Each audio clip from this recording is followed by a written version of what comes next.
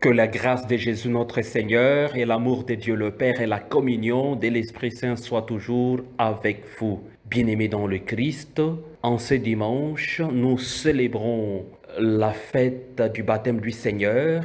Les lectures de ce dimanche nous présentent ce Jésus qui est sauveur, qui est serviteur, et par son baptême, nous sommes sauvés. En recevant le baptême dans le Jourdain, Jésus entre dans les profondeurs de notre vie pour nous purifier, pour nous sauver. Son baptême dans le Jourdain est un grand moment où le ciel s'ouvre, où il y a contact entre le ciel et la terre. Par son baptême, nous devenons des collaborateurs de sa mission, la mission du salut, la mission de la libération. Saint Pierre, dans les Actes des Apôtres, fait un discours apostolique pour dire Dieu ne fait pas de différence entre les hommes. Peu importe la race, peu importe la langue, peu importe la différence de classe, il n'y a pas de différence. Nous sommes tous fils et filles de Dieu. Et donc, nous avons cette mission à travers notre vocation baptismale de pouvoir aimer, aimer avec joie, de pouvoir travailler avec respect dans la libération de toute personne humaine. Jésus le Christ, il passait partout en faisant le bien. En chrétien, c'est celui qui fait le bien. En baptisé, c'est celui qui fait le bien.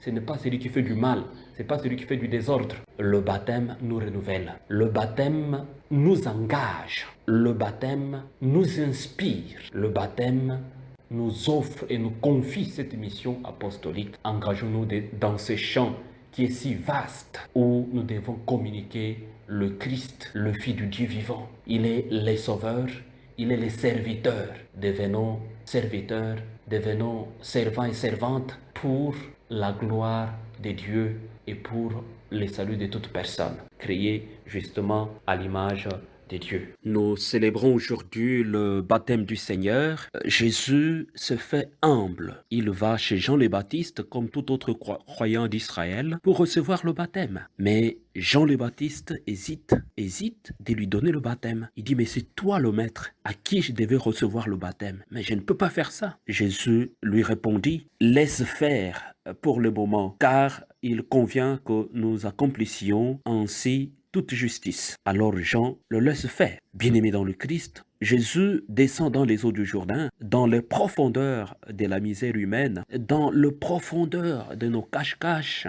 dans les profondeurs de nos mensonges, de nos duplications. Jésus descend pour nous sauver. Il reçoit le baptême qui est le grand signe, le signe pour lui de commencer sa mission. Jésus descend dans l'eau comme tout le monde, comme toute personne de bonne volonté, décidée de vivre une vie meilleure. Jésus est pleinement solidaire à nous comme humains. Il accomplit toute justice.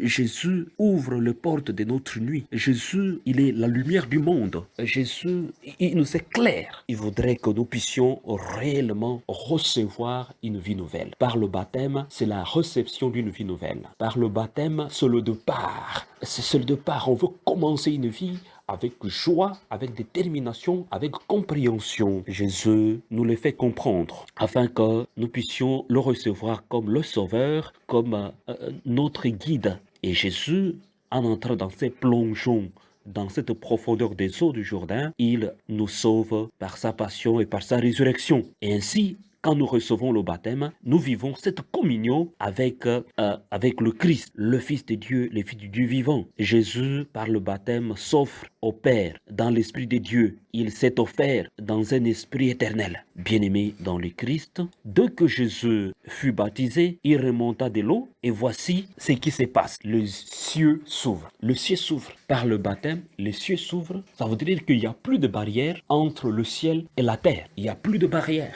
Plus de barrière. Mais c'est plutôt, il y a la communion. Nous vivons déjà notre ciel sur cette terre parce qu'il n'y a plus de barrière. Si et seulement si nous nous mettons réellement dans la joie de la vocation baptismale. Le baptême nous fait Et pourquoi nous hésitons de ne pas l'écouter? Nous devons l'écouter. Écoutons le Christ, car il est notre guide.